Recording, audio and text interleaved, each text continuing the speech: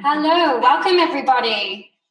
My name's Carly Morris. I'm from the Internet Society, and it's great to see so many faces online. Hopefully you can all hear me. Before we get started today, I just wanted to run over some discussion guidelines. So in order to respect sound quality for those listening and for those speaking, we ask that you please kindly mute your mics when you're not talking. If you have any questions, you can post these in the chat, and our moderator will do his best to address these within the time available. Just be sure to identify yourselves, if possible, with your first name and the country that you're from. Any questions will be typed in French, Portuguese, or Spanish will be translated and sent to the moderator. But all answers to these questions will be in English. If you wish to speak, please use the raise hand capability in Zoom. We'll be keeping track of that queue. Note that this discussion will be recorded and streamed on Facebook Live.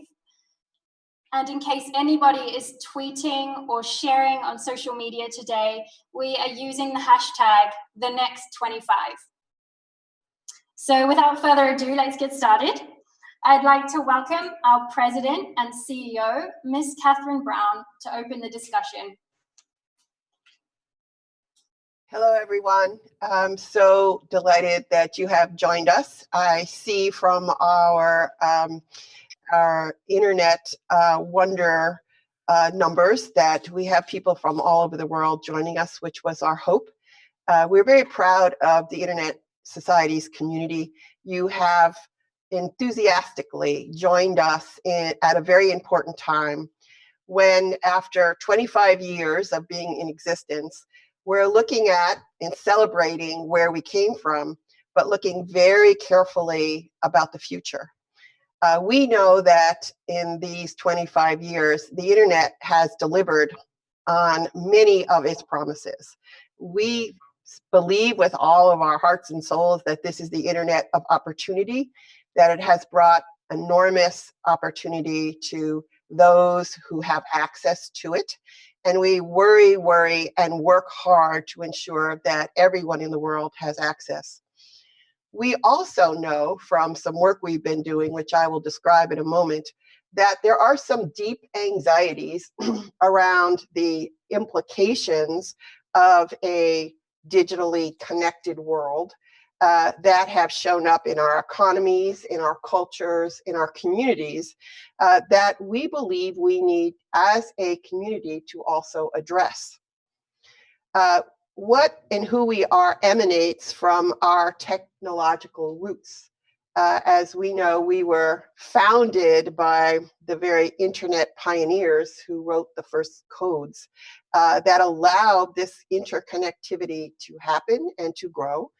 And the Internet Society was founded to ensure that the idea of an internet society would thrive and grow, and in our view, follow and embrace the values upon which we were founded. Okay, so what is it we face in the 21st century in 2017? We see some still, by the way, huge opportunities in both the parts of the economies that have fully embraced the internet, and we see in those economies that are just coming on, have been online for a while, are starting to reach the kind of capacity that will really tip the scales. We see huge opportunities and innovation happening. And across all of these economies, we see some worries. So we've done a couple of things that I want to highlight very quickly and then get to the topic at hand.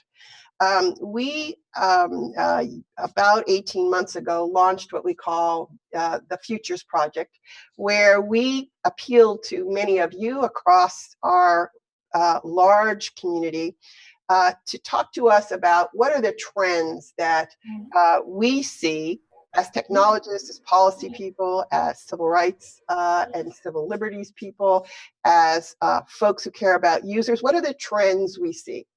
And we've identified a number of them, you've identified a number of them that I think may well be familiar to you, and you're going to hear about that a little bit as we discuss, have this discussion today.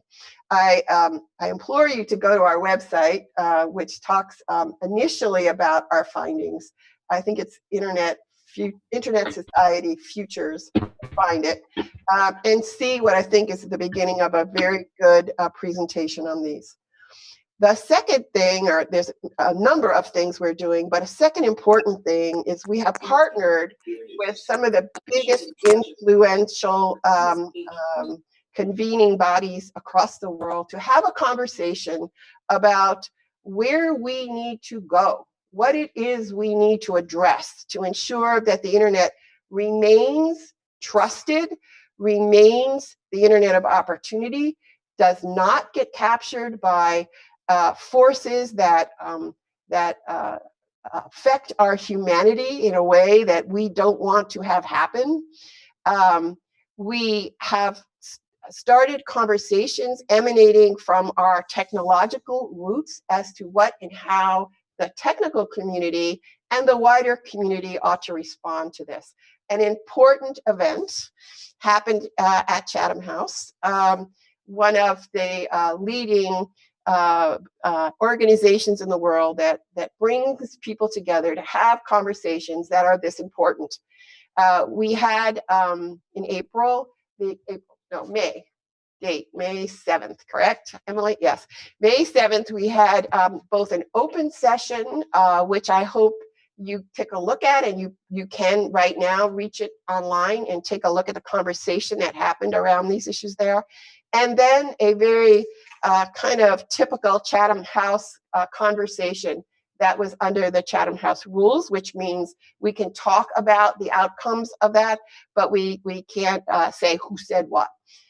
We planned this community forum in order to discuss some of the things we heard and saw, and to now get your input into this ongoing project we have, initiative we have, about gathering the thoughts about what our community thinks and feels about where we go for hashtag the next 25. So that's why we're here today. I couldn't be more delighted with the participation.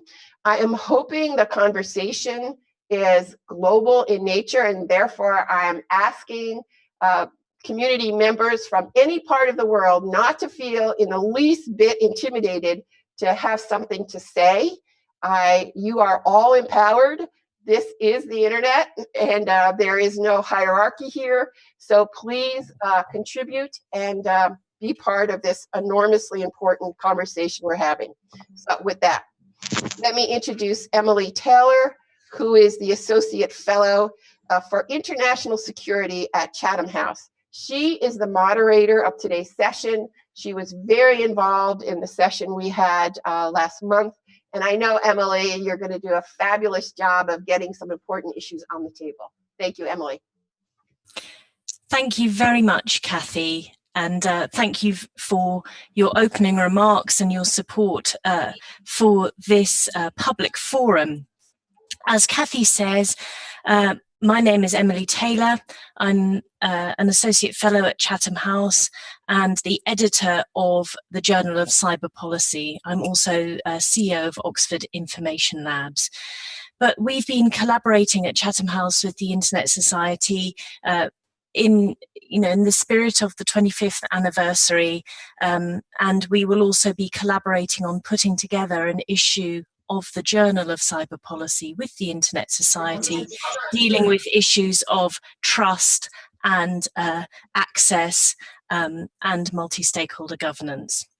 So without further ado, because we have a fantastic panel of speakers to kick off our conversation today, I'd like to introduce those, then we'll hear from each of those speakers in turn, and I'm hoping that we can keep those introductory remarks crisp and to the point so that we have as much time as possible for an interactive discussion. I know that the panelists all want that as well. So I'm going to introduce the panelists in their order of speaking.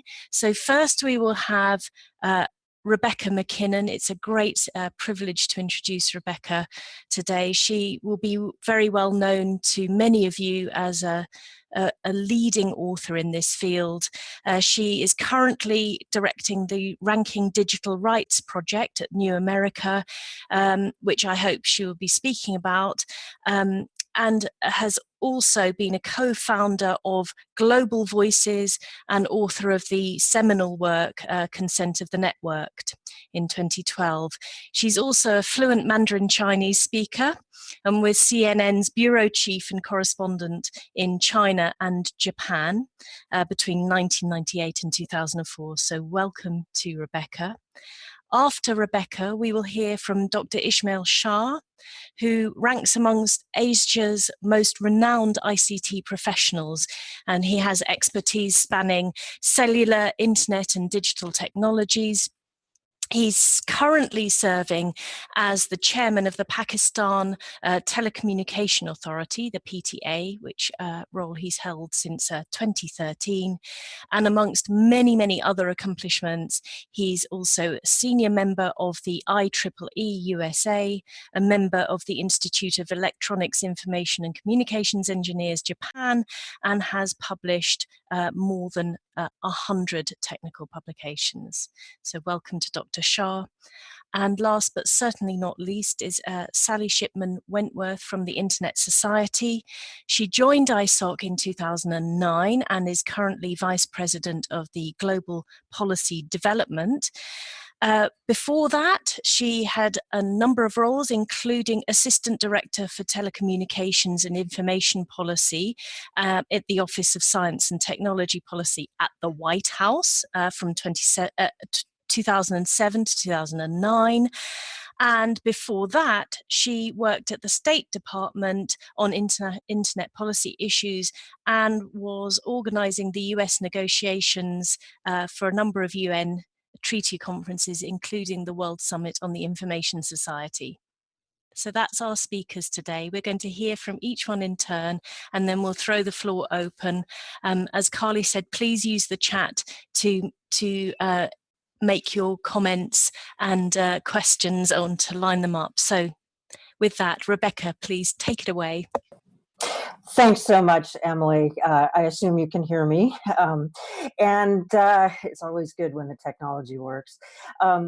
So one of the things I've been thinking a lot about and that we've been talking about in other events and that we spoke about last month is how do we build an internet that reinforces and sustains the kind of society we want to have, and that reflects and reinforces the values of the kind of society we want to have.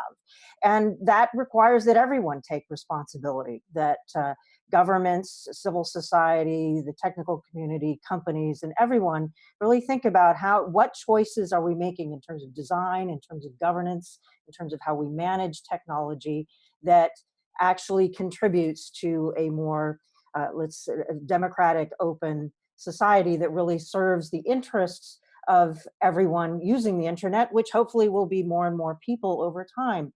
And we've hit some real challenges, and I'm going to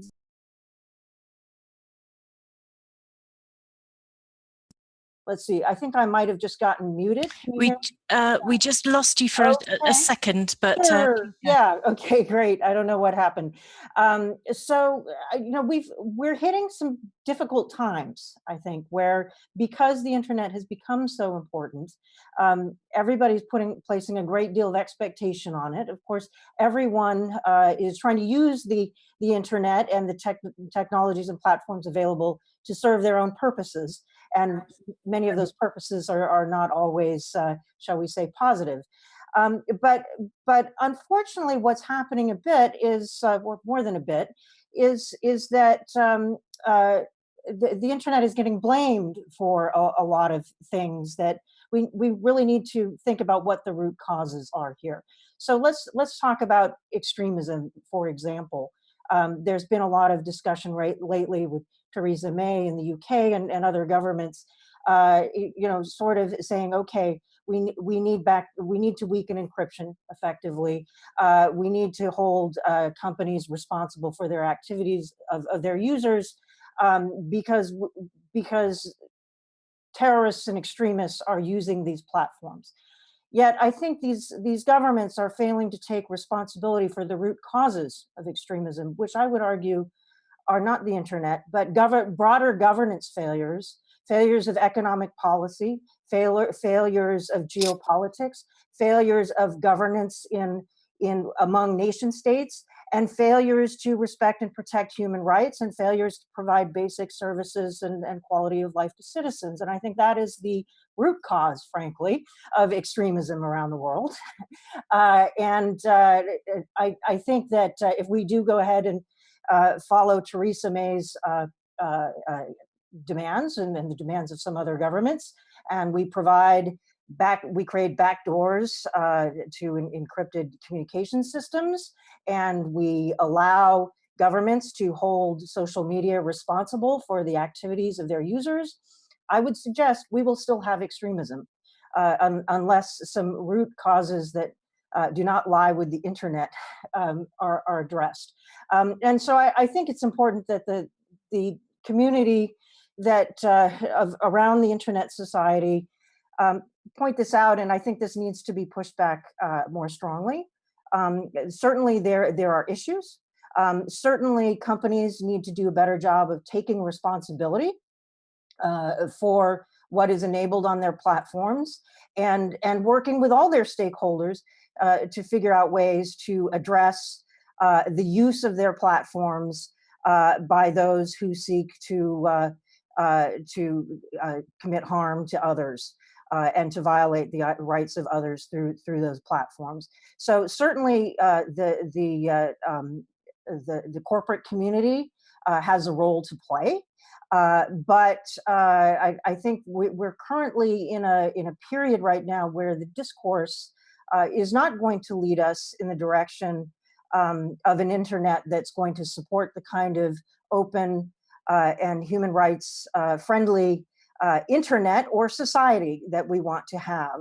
And we need to have some difficult conversations. And finally, just make a final point. I think one of our problems is that because the internet is globally interconnected, because we are using products and services and platforms that are global in scope, that have global user bases, the existing constructs of law and politics that were developed prior to the internet to address social problems are not fit for purpose in dealing with the problems we face on the internet today that are globally interconnected in nature. And so we urgently need more innovation when it comes to governance, when it comes to problem solving, both in the public sector and in the private sector, so that we can ensure that the internet does indeed fulfill its potential in the end. And so this is why I'm doing one particular project where I'm really benchmarking companies on their commitment to the rights of users. But what it's also showing is that governments in many countries are preventing companies from respecting the rights of users. So we have a lot of challenges ahead, and I really commend the Internet Society for supporting and fostering the dialogue we need to have. Thank you very much, Rebecca, for those opening remarks.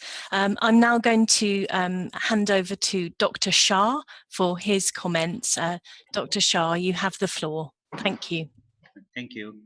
In fact, talking about WSIS, I'm in Geneva at WSIS, and this came from another panel where we talked about similar things. I agree with Rebecca, the points that she made and the root causes. And here I'd like to add a point especially from the developing country perspective, is that many of these root causes can actually be addressed using the internet. For example, in our country, we have a great number of people, especially the young people, without jobs. Internet can be used to create jobs. They are not financially included. Internet, using the mobile banking, for example, can be used to provide financial inclusion. similarly education, similarly healthcare services, and there are actually many such initiatives which are being offered using the internet. So actually internet can be used to address many of the root causes that Rebecca mentioned are causing all these other things. But unfortunately, even in our country, all these other issues related to the internet and related to the social media gets highlighted. And the countries, the nations, especially those who are in charge of keeping the law and order, they blame the internet for all these issues. So I have a dual challenge. On one side, we are still working on providing connectivity, connecting the unconnected, providing all these services, and on the other hand, there are people who would like the internet to be restricted. So we have to keep a balance. Some of these the issues are related to basically understanding really the nature of the internet. So if on the side or in parallel, I would say, we also have to work on educating all the stakeholders who are involved in lawmaking, who are involved in making decisions, so that they know how the internet basically works and how it can be used for the benefit of the society, of the benefit of the humanity. So these are the kind of challenges that we have. Simultaneously, we are also trying these platforms to work with us. But as you know, many of these platforms and generally people are apprehensive about working with governments because they think that they would have some unnecessary restrictions on them. But I believe that the only way forward is that all of us work together and look at these aspects, try to work for resolving these issues that were raised by Rebecca, and we see them in real life, while simultaneously concentrating on actually the aspect which is good. And just to put things in perspective, probably same arguments were given when we had the printing press introduced in the humanities of some 500 years ago or so. So people had similar kind of arguments that there will be books published that will not be good for the society. So let's not have the printing press. So a similar example can be presented here. However, nowadays things are happening at a much faster pace. So that's why we need to actually get all these stakeholders together and work together to resolve these issues, take advantage of the issues, and I would say not unnecessarily highlight some of the negative aspects which are not really related to the internet. They are related to the ground realities of the country. Internet is just a tool that people use. So that's my bit, and I'll be happy to answer any question that people might have. Many thanks, Dr. Shah. I'm going to hand over now to Sally Wentworth for her remarks, and then we'll start the conversation. So, Sally, please, the floor is yours. Thank you so much, Emily, and it's wonderful to see so many of you online, and it's a pleasure to see you, Emily, Dr. Shah, Rebecca, and a number of others who were with us for the Chatham House discussion a few weeks back. I just would say to follow up on some comments that Kathy made, the origins of this discussion that we had in Chatham House was this understanding that was coming out of our futures work, that our community is really grappling with this tension between what we deeply believe are the benefits of the internet and the opportunities that it creates for humanity. But on the other hand, these challenges that Rebecca referred to that are really emerging as the internet becomes more and more part of our daily lives and becomes much more important to every aspect of what we do. And we were hearing through the futures work this tension coming to the fore of people trying to think about issues related to fake news or disinformation. People trying to understand, how do we grapple with, as Rebecca talked about, online extremism and violent content. Is the internet really going to be a force for social cohesion, or are we seeing the internet be used for dividing societies? And what do we say about that?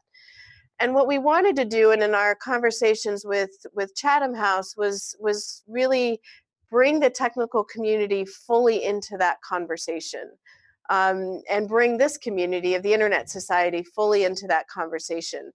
I think we as a community have to be part of grappling with these problems, thinking about these problems, and finding solutions where solutions can be found. And we wanted to tee up the question of what is the role that technology can play in bringing about solutions. And I think Dr. Shaw spoke to this a little bit, that some of these challenges that we see out in the world can actually be, technology and the internet can help address some of these things. So I think that was the genesis behind the conversation. And one of the things that I think came out, at least very clearly for me, and it is something that I've been seeing in the futures work that we've been doing, is this real concern that in all of the decisions that are being made, whether the decisions are about the technology or about solving these challenging social issues, that the user themselves gets lost in the solutions, right? That what is the role of the end user? Will the end user in 5 to 10 years, or groups that represent them, have a seat at the table? Or are decisions could be made by big players, by governments solving hard security problems by themselves? And this maybe goes back to a bit of what Rebecca was talking about, but are the governance systems, or the decision-making systems that we have today really able to grapple with these hard social problems that are emerging, in which technology plays a role? And there's a real, I think, concern by many people. I heard this, we had a great conversation with our youth special interest group. And the comment was made, and there are all these decisions that are being made, and in 5 to 10 years, we, fully expect to be, part of these decisions, but we're worried that we won't have a seat at that table. So I think that's an important component that I would like to put on the table, is as we're dealing with these real challenging social issues, that we not revert to processes or systems where a few people get in the room and come up with a solution that's supposedly good for everybody. So that's some opening remarks, but Emily, I'll turn it back to you, and I hope we can have a fruitful conversation like we did in London a few weeks back. Thank you very much, Sally, and to all our speakers for getting the conversation started. I'm very much looking forward to everybody's contributions. I can also already see the chat melting with so many contributions from so many people. We also had a number of questions that were posted in advance. There were well over 50 questions, and we can also think about those. But there seem to be some common themes in the speaker's opening remarks about a sort of don't blame the internet for problems that are shown through the internet, but are actually wider societal problems. But two questions really for all our speakers. One is, doesn't that sound a bit defensive? Doesn't it sound like we're not actually acknowledging problems that may come about as a result of the internet? And also, can we think about problems that do arise in and of itself, the internet itself? So, for example, the role of big data, the fact that people are increasingly profiled, the role of big companies and increasingly few big companies, if that's not a contradiction. So how do we get a positive message about, don't blame the internet? Can we turn it on its head? And what about the problems that the internet does create? Who'd like to go first? Rebecca? Sure. Yeah. And my response, sort of don't blame the internet, especially relates to the debates that are at forefront now about extremism online, and sort of calls by certain politicians to basically the solution is all about breaking encryption and holding companies liable, and that's sort of where I come from on that. But I do agree. the internet community and the business community must take responsibility. And I think there was a bit too much kind of naivete, sort of pie in the sky kind of thinking early on that all we need to do is exist and put the internet out there, and society will automatically become better and more free and open and democratic and prosperous and wonderful. And it's not that simple. And so the business community and the technical community does need to take responsibility vocally and clearly, that how you engineer things, what rules you put in place on your private platforms, what decisions you're making about design, you know, privacy by design versus other possible decisions about your business model. You are responsible for those, and those are contributing to broader kind of social phenomena and either enabling abuses. So, for instance, with big data, right? If you're not thinking through what you've created and how you've created it and how it relates to other systems, you are enabling a lot of abuse. So there does need to be full responsibility taken. Certainly, and then also with Facebook, right? Facebook is not blameless in many respects on many issues. They do face some hard problems for how they should cope with some of the issues. They do need to be more transparent. They do need to be more open about how their algorithms work and many other things. But what this is really about ultimately is how we hold power accountable, right? Because with the internet, there's this whole new layer of it's a whole new sphere of action and a whole new sphere through which all kinds of people, be it governments, companies, criminal organizations, NGOs, activists, journalists, can exercise power of different kinds through information flows. And so when power is abused, when that information power is used to cause harm to other people, those not only who committed the harm, but those who enabled the harm need to take responsibility for it. And that's absolutely part of how we move forward. And it is absolutely true that I think that there's a lot of magical thinking that has gone on, particularly in the first 25 years, and I think we do need to get rid of the idea that, you know, just because the internet exists, the world is going to be better. You know, I think we do believe the internet will make the world better, but it will be due to our concerted efforts to make it so, not just because we connect everybody. Thank you, Rebecca. Just a quick follow-up on that. You described failures of governance, and I think in other contexts you've talked about this as being a Magna Carta moment. In other words, it's like there's a collective realization that the way we do things has to change. One of the things, and of course your Global Accountability Index sort of highlights the role that big companies take in mediating human rights. If it is like, well, we don't do governments anymore, or governments are failing, are we comfortable with big companies taking on that role? And do we think that these accountability measures like yours actually act as a restraint, or are they just a convenient fig leaf for companies? So just to make clear, I am not saying that governments should cease to exist. I'm not saying that. I'm not saying that we should privatize everything. I'm absolutely not saying that. I'm saying that governments are failing to do their jobs, and they have failed to evolve so that they are fit for purpose in the internet age. We absolutely need governments. I want governments to pick up my trash. I want governments to keep me safe from being attacked when I walk down my street. You know, there's all kinds of reasons why we want governments, and I don't want Facebook doing those things. I want my local government that I can hold accountable to do those things. But the problem is that governance by government hasn't evolved.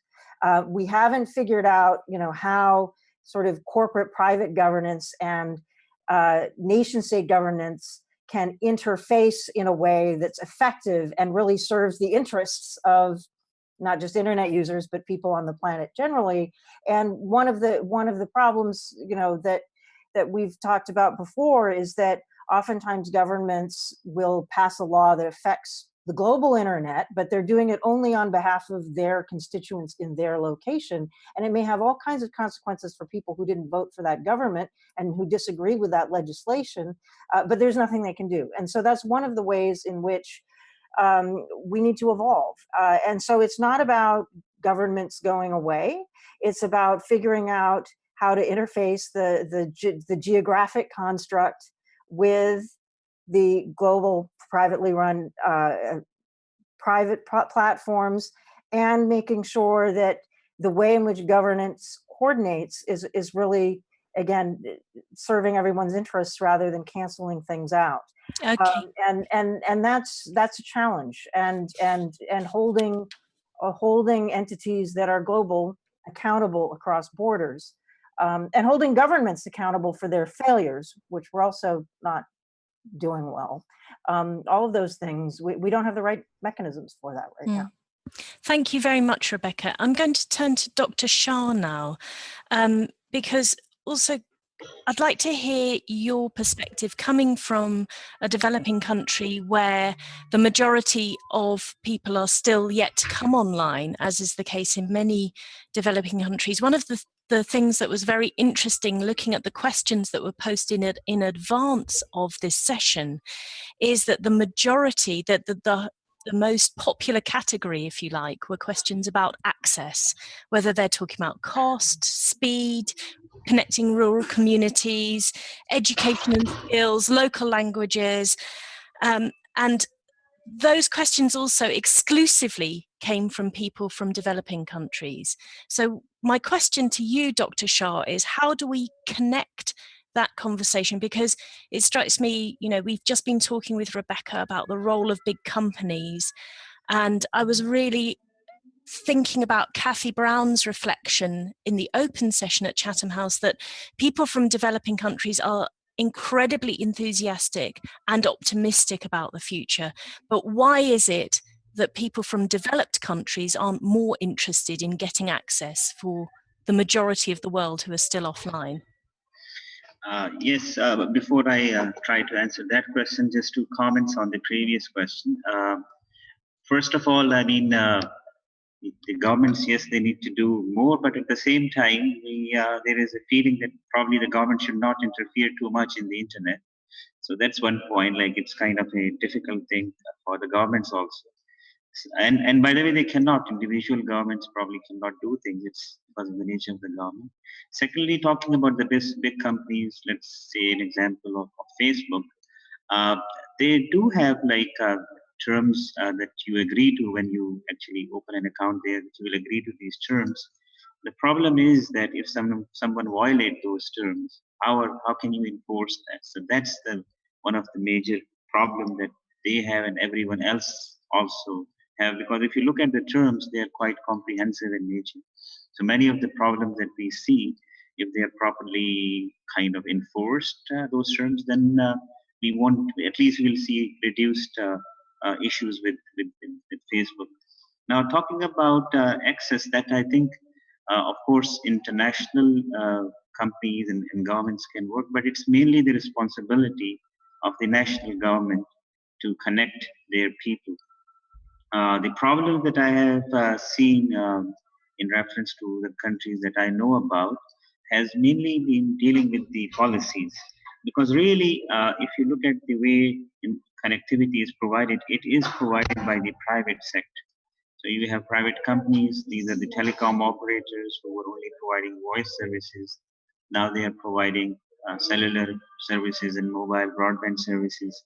And most of the developing countries, they don't have good wired infrastructure. It is mainly mobile broadband or so-called 3G and 4G and eventually 5G technologies.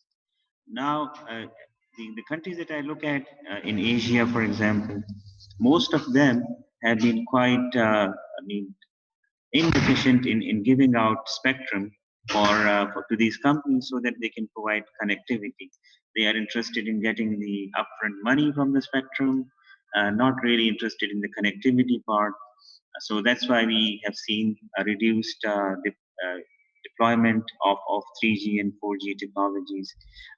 Then they have, for the rural areas, for those who have extreme difficulties in getting connected, they do have some kind of funds which are called the Universal Service Fund, but again, they are not used efficiently. So for the connectivity part, I would mostly blame the national governments. They need to do a little more to bring their people online.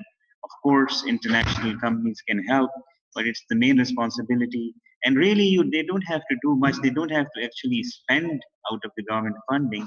They just need to enable the private sector to do that. And in cases like in our case, I can give you an example. Like 3 years ago, we went for mobile broadband, and that was May 2014. And from just 3.79 million broadband, right now we are at 43 million broadband subscribers. Just the right policies, giving out the right spectrum. And the government actually didn't spend money. The government earned money from this. So, so that's one part. Then with competition, as far as the affordability part is concerned, then that comes out to the competition part. If you have enough competition, of course, the prices would reduce. Then we have the prices of the handsets, because most people in the developing country access the internet through smartphones. The prices have gone down, but again, then the government would like to tax these devices, and that will increase the prices. So you see, I would say for this part, mostly we need to, the government needs to look inside, look inward, and have good policies, not necessarily spend money, just have enabling regulatory and policy environment. Thank you, Dr. Shah. Just one question about, so you can have enabling policies, and I think you've made that point very powerfully. But my question is, how do we get, when people do go online, whether it's in developing countries or developed countries, they're often really consumers. They're not really that original ideal that many of us had, that everyone's a creator online. And so if the consequence of these enabling policies is just that everybody's on Facebook, everybody's just using one or two companies that are not actually from their region, how does that benefit the region? How does that actually get the supply chains stronger? How does that enable entrepreneurial activity at the local level? Again, I would say, like in that case, yes, we need special policies in that, so that we encourage entrepreneurship, we encourage local business development using the internet. And actually, it is happening. I mean, I don't know if you have seen the reports that are coming out, at least out of Pakistan, but there are many things that are happening in Pakistan, many local startups, young people coming up with good ideas. Even at WSIS, this time they have won some prizes. At IGF, they have won prizes with having these innovative ideas. But I do agree with you that at least the first timers, when they come to the internet, they do only use it as a consumer. They don't, and just people who just get in touch with their families through pictures, sharing and sharing whatever they think about with their friends and families. So that part is there. It's used mostly for entertainment, but slowly and gradually we need to direct people towards this direction. And for this, I have one idea. Like for example, we send our children to school so that they can just stay at home and learn it online, or just read the books and do things online. But we send them to school because they learn a discipline. They learn how to basically be respectful, how to interact with other human beings. So in a similar manner, maybe we need to introduce internet at a very early age in the schools, maybe in a controlled manner.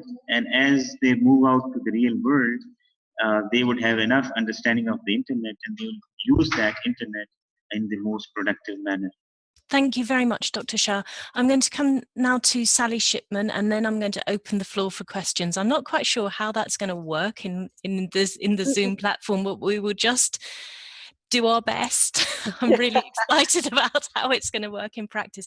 But Sally, thank you very much, first of all, to the Internet Society for putting on this public forum and getting so many people from around the world involved in the conversation. I was very interested in your remarks about the empowerment of the user and how the individual user seems to be getting lost in the conversations. What concrete steps can we take either within the Internet Society or as communities to make sure that that is reversed and that the individual is placed at the center of people's focus? Sure, and I will try to keep my remarks brief because I too am excited to hear from the community and to see how we can make the platform work for that kind of discussion. So I think there's obviously a lot of discussion. I don't know that I have all of the answers, but I think we need as a community, to put that issue of empowerment of end users squarely on the table. This was a concept from the Internet Society from our earliest foundings. And as I said, there's this worry that it's getting lost. And I think we at the Internet Society and groups like ours, like Rebecca's and others, need to constantly put that high on the agenda, that end users need to have the seat at the table and demand that seat at the table. There are also a lot of efforts being done to, I think, again, not just to repeat Rebecca's points, but organizations like Rebecca's, organizations beyond Consumer Reports, others are doing work to try to put more and more information in the hands of users so that they can make decisions and demand the kind of accountability that we've been talking about.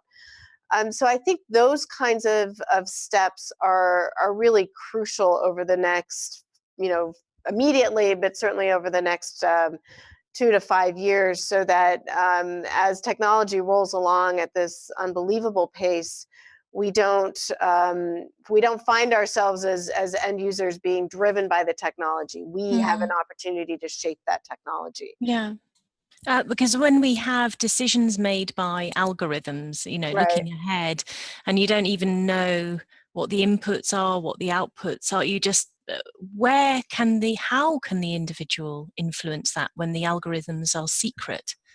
Well, I think that's certainly a conversation that's going on very actively right now in the artificial intelligence community. Some of the leading thinkers in that area have made declarations that say that this notion of ethics, the notion of humanity, must be core to the design and development of systems like artificial intelligence going forward. That these things have to go hand in hand.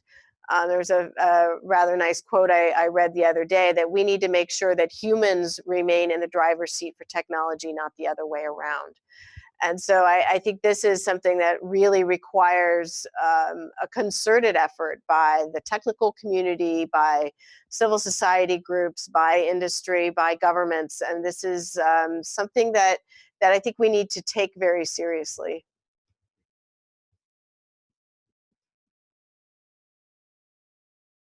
Thank you. I was just unmuting my mic. I was wondering how I'm going to. So I'd now like to open the floor for questions. So if you would like to ask a question, can you raise your hand? And I'm going to also rely on colleagues to look at the other screens because I can only see one at the moment. Would anybody like to ask a question? If not, I could perhaps go to Nina from Bulgaria, who posted a question in the chat earlier on. Nina, if you can take the mic and just ask your question, that would really be helpful. Hello. Hello. I'm Nina. I'm very delighted to be part of this conversation. Because the technology empowered the users, and we are at the same time creators and consumers on the web. It's the same as we go to the grocery, so we don't want to be labeled and to be separated and have this disruption on ourselves. So I'm as a Google top contributor, I'm taking care to have this awareness about skills, about knowledge, and participation on both ways, on both sides of the screen on the web. So I'm interested to be informed on both sides as a creator and user. How is this balance going to be achieved? And we want to as these speakers say, have seat on the table. So I'm using myself as an example and seated here to be present and to listen and to talk what I know. Thank you very much. Thank you, Nina. So it's about getting the right balance between digital rights and open communications, and getting people more to be creators than consumers, perhaps. So have a think about that, speakers, and also if anybody in the room would like to respond to that question or post their ideas, either use the chat or put up your hand and we can go to you. Hello. Emily, I might just, if Sally, yes. Having been watching a little bit of the queue, I've seen Richard Hill's been active in the chat. I wonder if he wants to, if we give him a moment or two to put his ideas on the table. And then I see our new colleague, Evelyn, and I wonder, Evelyn, if I could put you on the spot a little bit, but speak a little bit about this question about whether end users are really simply in the seat of being consumers, or whether you see a move of creators coming through, particularly in developing countries in Africa where you're sitting. But Richard, thank you very much, Sally. So I'll go to Richard first, and then Evelyn, and then I think we've got is it Dilbingi Kalanda who's also got his hand up. So I'll take those three remarks and then we'll see where we are. Thank you. Richard, please go ahead. Hi, can you hear me okay? Yeah. Great. Yeah, no, I don't have much to add with what I posted. I think many of us are saying the same things and reinforcing what the speakers have said. I saw quite a lot of support for both what Sally said and Rebecca said and others said. We are, I think, at a crossroads. We just have to educate governments and try to stop them doing the wrong things, which I think is a clear trend coming now. Started with mass surveillance, moved on to trying to trash privacy, and now, as one speaker put it at the WSIS forum, the 3 M's, Macron, May, and Merkel are apparently ganging together to impose some form of censorship on the basis that this will combat terrorism, which it won't, and it gives the wrong messages to all those countries which have traditionally practiced extremely drastic forms of censorship. That makes it harder to push back against them. And we do have to restore trust. I think the Digital Geneva Convention proposed by Microsoft needs some work. I don't think it can be adopted the way it is, the 3 prongs, but I think that's something that we should be all supporting and working towards. And I think from what I've seen, ISOC is going in the right direction and saying the right things. And certainly this event and the summary of the discussions at Chatham that you've given here make me believe that and reinforce my belief. So thank you very much. Thank you very much, Richard. Evelyn, and then I'm going to come to Dibungi Kalenda. Hi, thank you very much. I think for me, I'll speak about the role of the internet in enabling innovation and entrepreneurship, especially from where I come from in Uganda, and I could speak for Africa at large. I think we are seeing more youth, especially driving a lot of content online and doing a lot in using technology to shape a lot of what they do, whether it's in healthcare or transportation, or finding so many of the challenges that they have within community and using the internet in solving that. So I definitely see a very good trend in end users really coming up and seeing the solutions that they need by using the internet. Thank you very much. Dibungi, hope I've pronounced that right. If you're speaking, can you unmute your mic? Yeah, got you.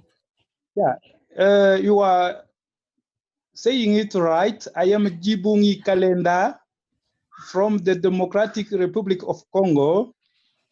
I am giving the example of my own country. we have an optical cable from the city of Moanda on the Atlantic Ocean to the border with Zambia. On the other side, we are connected to Congo Brazzaville, our neighbor, and from the capital of Congo Brazzaville, we are also connected to Pointe Noire on the Atlantic Ocean. So we have the infrastructure in our country, but the internet is too slow. The bandwidth is too slow. We have this backbone, this cable, but the internet remains, the bandwidth remains too slow, and the prices are too high. We have the cable, but the commercial internet providers continue to use the VSAT, and the prices, as I said, are still too high. How can ISOC contribute to develop high-speed internet in Africa, in the countries where they are already good infrastructure, and how can ISOC contribute to give us to foster, to develop affordable internet? Thank you. I see on internet. Thank you very much. Thank you very much. So we've got a whole range of questions there for, and please, members of the panel and others, jump in on whichever one speaks to you most, or you feel like you can contribute most. We've heard of the Digital Geneva Convention as something that might be a possible way forward. Evelyn talking about entrepreneurship in developing countries. Dibungi making a very strong case about, it's not just getting the infrastructure, we need to think about prices, we need to think about speed and what the role of the internet society is. And there were many more issues raised, but let's just start with those. Sally, can I come to you first on the speed and cost and the role of the internet, and then I'll go to the other speakers. Thank you. Thanks, Emily. I think our colleague from the Congo hits on a very important point. Infrastructure is not sufficient. It's a necessary component, but there is the need to have the entire, what we call at the Internet Society, the enabling environment, the policy environment surrounding that infrastructure that helps to create the competition that's necessary, the rules of the road, the policy framework in which prices can come down, in which access can be achieved, and in which then the entrepreneurship that Evelyn spoke about can thrive. So not knowing all the specifics of the Congo's environment, but as you describe it, the infrastructure is there, but it's the policy frameworks that need to be developed to deliver on that access. And this is absolutely crucial for the future. It is not sufficient to simply have access to infrastructure. People have to be able to benefit from that infrastructure, take advantage of the opportunities that it brings, or the digital divide simply becomes a different kind of divide going forward. So it's not just about boxes and cables and wires and spectrum. It is about the ability to really take advantage of the opportunities that come from that infrastructure. Thank you. And we've got a comment from the chat room which says, and we're back to the inability of law and policy to keep up with technology, which is, an old adage, in fact, becoming a familiar phrase in these circles. Dr. Shah, would you like to address any of the questions? I kind of addressed this question partly, earlier. It's mainly the government's policies, the national government's policy. In some cases, there are restrictions, like if you are a landlocked country, and of course you will have restriction, you will have, not restrictions, but you will have this issue with connecting with the rest of the world because you are dependent on other countries, not on submarine cable. Other than that, it's mostly the national policies, how open they are in inviting foreign investment and increasing competition for the access part. So this is the issue, and I agree with Sally when she said that maybe this issue, like not having affordable internet and not having affordable or the accessibility part not there for all the areas, it may also create another digital divide, because you will have people who have access, lots of access, and they will be using internet for all kind of businesses and enhancing their skills and coming up with new companies and entrepreneurship. And then you would have people who would actually even lag behind from where they are currently. So this is an issue that actually the national government needs to consider, and they need to be realized the importance of the access to the internet. As you know, some of the countries, they have made the access to the internet as a basic human right. So this is what we need to believe in, that it is a basic human right, like all the other rights that we have as humans. And to build on that point, and also to bring in Evelyn's points, once you've got cost and speed sorted out, you also need incentives for people to get online, whether as entrepreneurs or because they can find locally relevant content.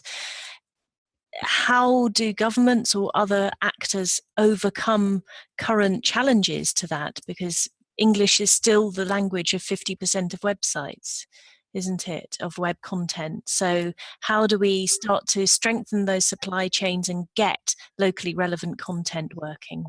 Yes, you are right. I mean, that's one of the challenges that the governments need to address. Content on local languages. One way that they can do it is that they already have so much content available, because they have the television for a long time, they had radio for a long time. So all those contents are available. In our case, for example, we have a full-fledged virtual university, and they have a YouTube channel also, which again, it's not totally in local language, but it's kind of a mix of local languages and English. The other important thing beside the content is the application. What does the government use the internet for? How can they use it, for example, for providing loans through financial inclusion to the farmers? How can they reach out the women in the rural areas? How they include the persons with disabilities in their policies? So the government actually has to come up with all these different applications, which encourages the people to go online and use the government, have access to the government resources and services. Thank you very much, Dr. Shah. Could I, before coming to you, Rebecca, I know I've got Dr. Edewede, if that's the right pronunciation, yes, waiting with a question. Can I take that question and then come to you, Rebecca? Yes, can you hear me? Yes, loud and clear. Fantastic. So I wouldn't say I have a question. I think I just want to maybe make some contributions, if that's all right with you guys. Hello, everybody. So I noticed that we said something about people from developing countries not being able to create, not being maybe creators and contributing in that from that perspective to the internet that we already have. And I was just going to say, eventually, people will create and contribute to the internet. If you look at the way the internet was set up, the way it started, we already have a good basis on which to work. For instance, I'm doing some work in Internet of Things, and the history of the Internet of Things begins with the internet, then social media, then the Internet of Things. We already have this strong foundation. If you look at social media, it's not necessarily a creation. It was something that was enabled through the created internet. So even if the developing world doesn't create a fresh thing as strong and as important as the internet, as long as they can contribute something significant, something useful to the world, which is what is already going on. Your first original speaker, I don't really remember her name, the first lady that spoke at the beginning of this event today, I think she said she's traveled the world at the last event you had in May. I think, is it Kathy? I think that was Kathy Brown, who's the president of the Internet Society. Yes, I think she's somebody really that a lot of more of us need to listen to, because when she spoke, I think it was in May in Chatham House, she really came across as somebody who has really been to developing countries and to Arab nations, and you could see that she had a very fair view of what's going on. So give it time, give people time. They will begin to blossom. They will begin to come out. Businesses, people are becoming wealthier as the days go by through the internet that enables them to survive. As long as they are given the connectivity, which is what ISOC is about, I suppose, they will find a way around any problems, okay? But they may not create an internet, but at least they will create something that can be bolted on and used for the rest of humanity possibly. That's the first point. The second one is talking about privacy. Just very quickly, because I've got other people waiting. So just a very quick second point, very, very quickly. Okay. Talking about privacy and people from developing countries and governments interfering. If you look also at the development of the internet, compare the Western world with the non-Western world. I'm from Nigeria, I grew up there, and before moving to the UK, people in developing countries, again, tend to find a way around privacy problems. It's there you start to see people coming up with software tools that they can use to evade, prevent people from listening to their communications. Take a very good example of people from Russia, from the history that I read, because they were behind the Iron Curtain, they had to make do with old technologies. And that's why if you look today, you get some very smart hackers from Russia. Go to China, look at places around Africa. People will find a way around these problems. As long as you give them the connectivity, they will shoot forward and make as much progress as they need to survive. I mean, like I said, I grew up there. We had the minimum when I was there, but we made it work. So. Thank you very much. Thank you very much, Edewede. Rebecca, I'd like to come to you. Thank you for your patience. I've seen you in very active in the chat room. And then there's been a very interesting point raised by Paula Corte Real. And I'd like Paula to come to the microphone next, if I may, after Rebecca. Thank you. Rebecca, please, can I have your reactions to... Yeah. Well, there's a lot going on, both in the verbal discussion as well as in the text chat going on, and so this is fabulous on both fronts. And there was one point that was raised by someone in Singapore named Benjamin Ong, sort of raising a concern that it's sort of difficult to work with government these days when they're blaming the internet for all of the problems, and what do we do? And I mean, this is tough, because it does seem, I mean, my observation has been that whenever we get good policy advanced, or whenever we stop something bad from happening, it tends to be the result of a three-part coalition, really, where you have civil society and the private sector, and some elements, at least, from government and politics aligning together to push forward something positive or to stop something bad from happening. And so you do need allies in government. Even if the triple M's don't get it, are there people in those parliaments who get it? But I think it's also really important. And again, this speaks to the fact that I'm not saying we should give up on government. Actually, we need more people from this community running for office, getting involved with politics, getting involved with government, and working to innovate and reform it and make it work better for our digital world. And that's an incredibly important thing. And I've seen some people, there's several people from the Global Voices community that have run for office in different parts of the world. Mong Palatino, who's our Southeast Asia editor for a long time, ran for parliament there, and was in the legislature and played a really important role in moving things in the right direction. And so it's very important. Run for office. Yes, thank you for that encouragement to all of us. Paula, if you're still in the room, can I come to you to speak to the issue that you've raised in the chat room? Paula? Can you hear me? Yes, very clearly. Thank you.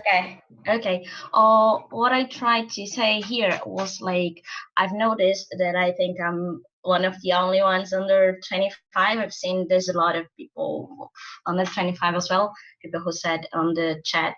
But my question is about how can we bring young people into the discussion? Because we're talking about the future. We are talking about end users' future, or about people who are going to play important roles in developing internet ecosystems in the future. So, I mean, That's probably young people now. They're gonna play those important roles in the future. And I mean, how can we bring young people that are already connected and also young people that are not connected yet into the discussion, because they're gonna they're gonna play an important role on the internet's future. So they're gonna shape the internet's future. So my question is, how can we bring young people into this equation? And if everyone sees how important it is for us to bring young to this kind of discussion, because they are really important people, and most of the part they are aside the discussions. And my question is that. Thank you very much. And Damola, on the chat as well, you've been responding to that. Did you want to add any remarks to what Paula is saying? Yeah, sure. Okay, great. Please go ahead. Okay, Paula raised a few issues that are quite important, and I share similar sentiments.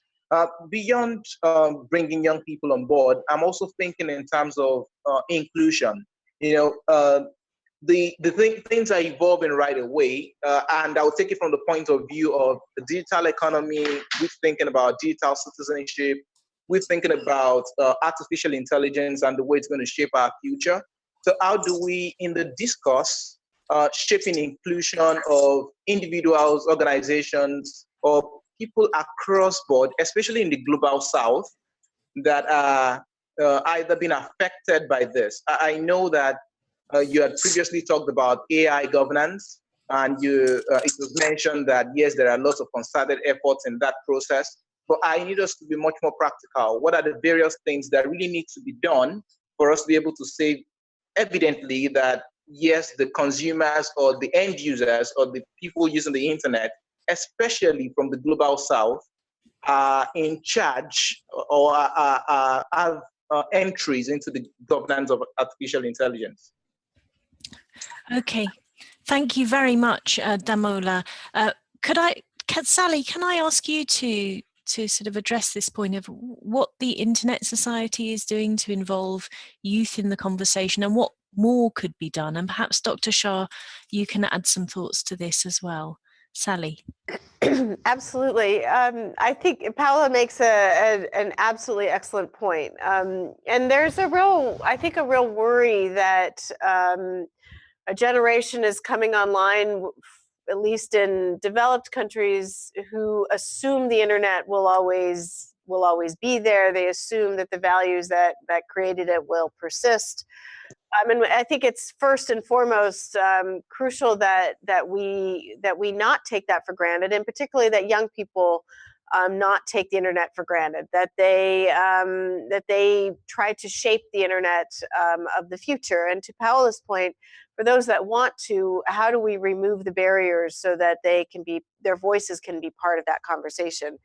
At the Internet Society, we have a number of initiatives underway.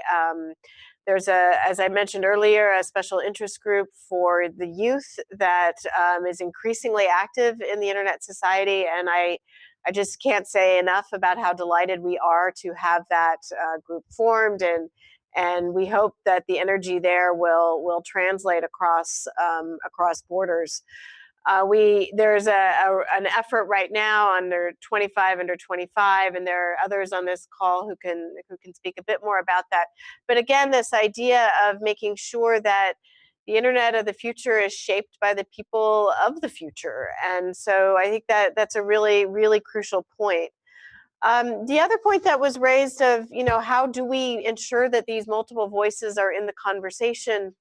I would just say that really goes to how the Internet Society is our basic foundations, which is a community of diverse stakeholders that organize, and many of them organize via chapters in local communities that can help, work with policymakers or industries or communities to say, we need to have diverse stakeholders coming together to help make the internet better in our local communities.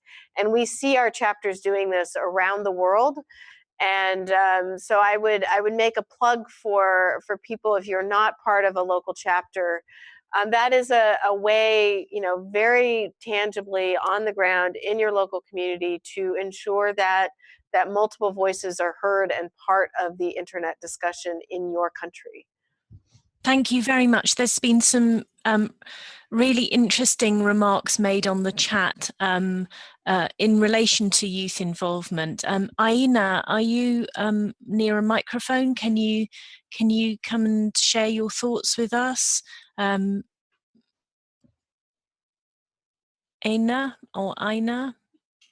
Okay, Dr. Shah, maybe you'd like to address this point of youth involvement, and then I'm going to come to, we'll just in the last few minutes, I think we've got another round of questions, and I want to talk about internet shutdowns. Okay, so Dr. Shah, youth, in a minute. 1 minute Yeah. on youth, please. Okay, thank you. Yeah, all the minutes are for you. The problem that I see is that, I mean, when I look at the policymakers, especially the members of the National Assembly, they are like, they don't use the internet either, or they are digital immigrants. On the other hand, the youth, they don't get into the lawmaking part. They don't interact with the government that much. So there is clearly a gap, like, and there is a negative view among the youth about the government's policies related to the internet, especially, among many other things. So this needs to be bridged, and one effort that we have started, at least, is that we have started to go and visit schools, and we have started to visit universities on different occasions. Like, for example, in the universities, they usually have their final year projects, and we go there and talk to them. And I specifically, and a few other of my colleagues, have talked to them about the internet and the issues related to that, of using it responsibly, especially the social media. Before this, as you said, some of the comments were saying that many of the youth, they take internet for granted. So if they don't use it responsibly, the people who are in charge of the lawmaking may take this facility away or restrict it. So there needs to be more communication. We need to involve the youth more and communicate with each other more. Thank you very much for that. I just wanted to add in a couple of comments from the chat. Aina Muriel has said, I think we must insert internet education in all school levels, and youth must have a precise goal about the using of internet, i.e. to promote economic economic activity, I suppose, using the internet. I've got a question. I'd like to just shift our emphasis now to talk about internet shutdowns. That's just come up recently on the chat. Is it Anthony Otieno or Otieno Anthony? Would you like to make your point on the microphone? You're very welcome to.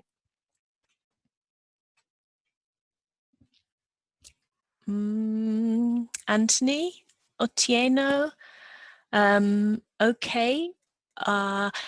The point is that internet shutdowns or disruptions depend on how knowledgeable state officers are to address local pertinent issues, you know, as the Internet Society, we need to build capacity within governments on how to use the internet proactively. So perhaps I can sort of throw that open to the floor. We've got 13 minutes left. We also have, is it Taral Kawison, who has their hand up. So would you like to come in? I think it might be on the youth issue, but please go ahead. Oh, thank you so much. And hello, everyone. It is exciting to hear this dialogue. I did put a comment in chat that the Internet Society is very committed to youth. As Kathy has noted, youth are our future and the future is now. And so we have several efforts. Certainly the Youth SIG is exciting. We have the 25 under 25, where we're looking for 25 individuals who are using the internet to make a difference. But these are just elements around a longer arc of how do we all effectively engage youth to advance the internet that we want to see. So we are doing a listening campaign this year to understand what's important to youth about the internet, what they see as some of their challenges. And we are looking for input. So all of this dialogue taking place right now will help inform what we can collectively do to effectively engage. So thank you very much. Thank you very much. Rebecca, can I come to you? There's been a lot of conversation since you last joined in the chat. So we've talked about youth. There was a question about internet shutdowns.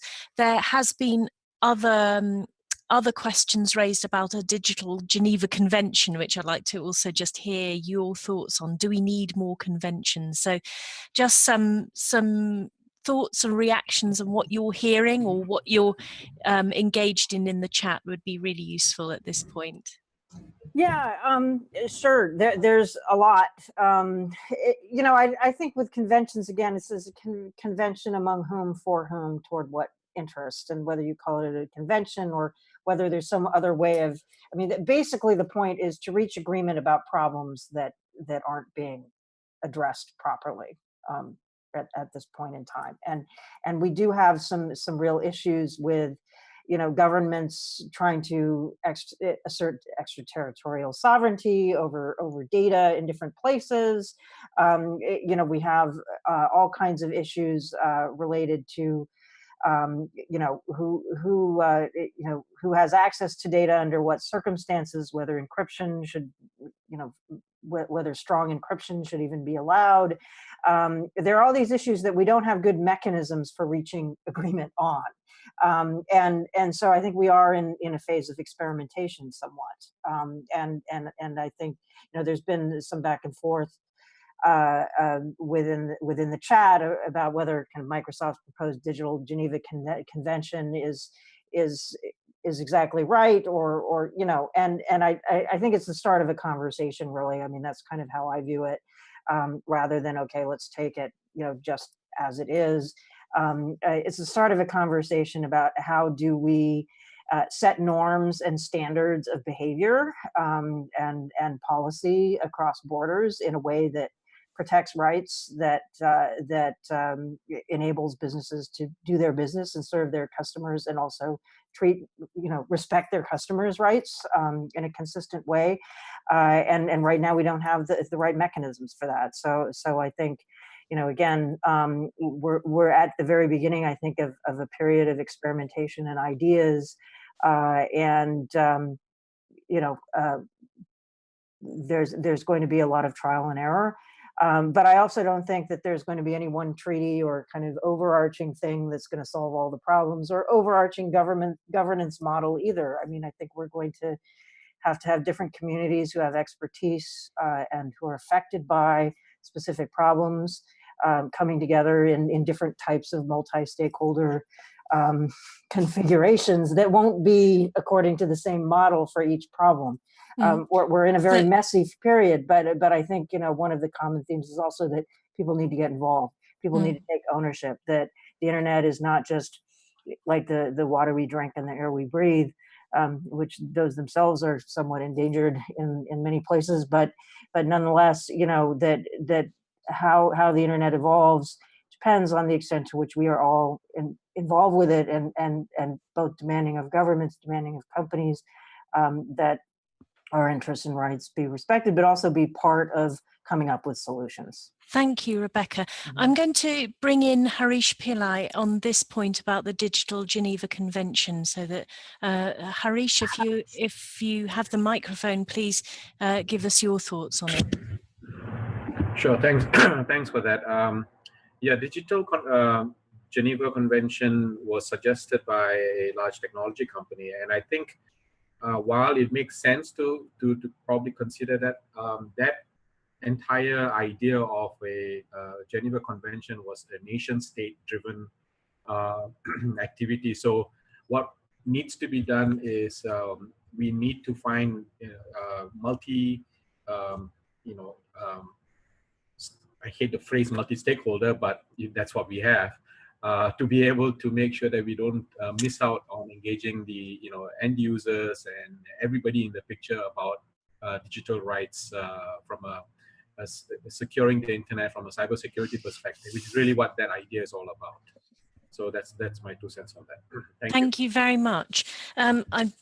We've got just over 5 minutes left. So could I just ask Sally and Dr. Shah for like one sentence on reflecting on what you've heard today and what you think next steps could be to take this conversation on. Sally?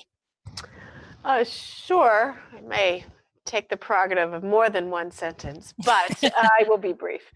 I'm very encouraged by the discussion here. I'm encouraged by that there's some common perspectives and common threads that come across. We hear, of course, that the issues of access and meaningful access to the internet still reign supreme in many parts of the world. We hear concerns that the governance structures we have in place today aren't ready for the challenges of the future.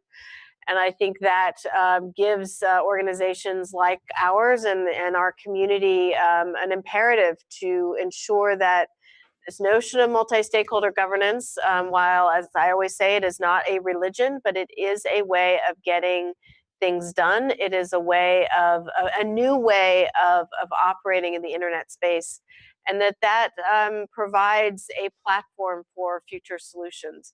And the other thing I would say is that I believe that this community, the technical community, this community of the Internet Society must be at the forefront of these discussions about how we deal with these very real and very hard problems that are emerging in the internet environment. So I think we need to take those problems seriously, look at them hard, and use the tools and the models that we have to move the conversation forward. Thank you very much, and for that excellent summary of the conversations so far. Dr. Shah, just one sentence or so on what you've heard today and what we should do next.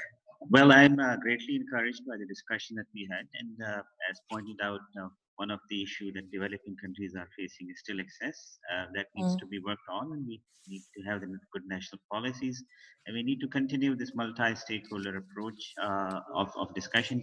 One point that I really like to see for the future is that maybe we take one important point from this discussion and hold a specific discussion around that point.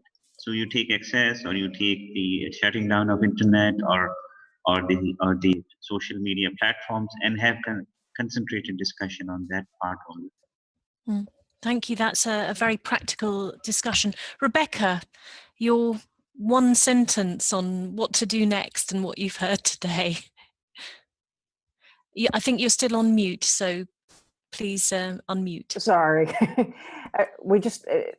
We're entering into really, I think, the rest of our lifetimes. This is going to be a difficult and uncertain period, and we have to keep trying. We have to keep working on it. We can't give up hope. We have to continue to believe that the result of our efforts over time, the efforts of every individual, if we make the effort, things will get better. But history doesn't go in a straight line, and I think we're in for a bumpy up and down ride coming up. Thank you very much, Rebecca. We've got like 2 minutes left, so I'd just like to say thank you to everyone. But before that, to also reflect on how much ground we've covered in these remarks and in our conversations today. There's also probably a book being written in the chat room, which I haven't had time to follow in depth, but we have covered issues from access, not just the bare access, if you like, but affordable access, fast access, meaningful content, the role of young people as entrepreneurs, as users. We've also talked about the role of big companies, what's happening with human rights, how our leaders, particularly the British leader, is getting it totally wrong on encryption. We've talked about privacy, of freedom of expression, digital Geneva Conventions. What really strikes me about this crowd, the Internet Society, what we have today, is as Rebecca said, there's a real shared purpose, and Sally mentioned this as well, and real shared perspectives despite an incredibly international and diverse group of people. However, going forward, we shouldn't forget that there are people not in this conversation who don't necessarily agree. and that to make real progress, we've got to start to cross over out of our comfort zone where everyone gets it and everyone agrees, to talk to people like Theresa May or Angela Merkel, who are looking at people, their own citizens that they're supposed to be keeping safe, being murdered, and trying to find a solution. It's no wonder that they are casting around for something, anything. And we have got to, and it's also interesting to reflect on what wasn't mentioned today. In Chatham House, we do talk a lot about security, and we do talk a lot about warfare and cyber war and how these technologies are also changing that. We talk about state interference in elections and what may or may not be happening.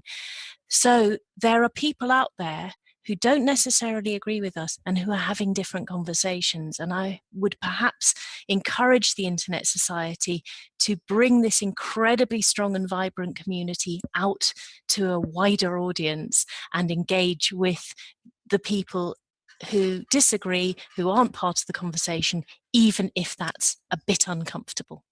So with that, I would like to say a huge thank you to the organisers of this public forum, Carly, the whole team at the Internet Society who've been working incredibly hard behind the scenes to make sure that all things run smoothly. So a huge thank you to them, to Konstantinos, to Sally, to the whole team, and of course to our wonderful panelists, Rebecca McKinnon, Dr. Shah and Sally Shipman.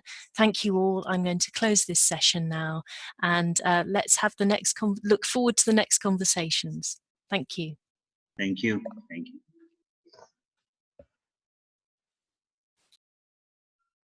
Thank you, Emily. I just wanted to say thanks very much to you for leading a terrific discussion today. It isn't easy to kind of collate all this information that's coming to us in such a vibrant and excitable way.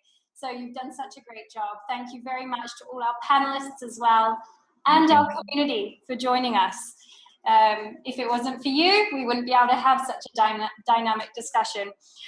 I just wanted to say that the link to the recording will be made available on the open forum tomorrow, and it's also available immediately on the ISOC Facebook page. Thanks once again. I know we're out of time, so I'll wrap up, and have a great rest of your day. Thank you. Bye.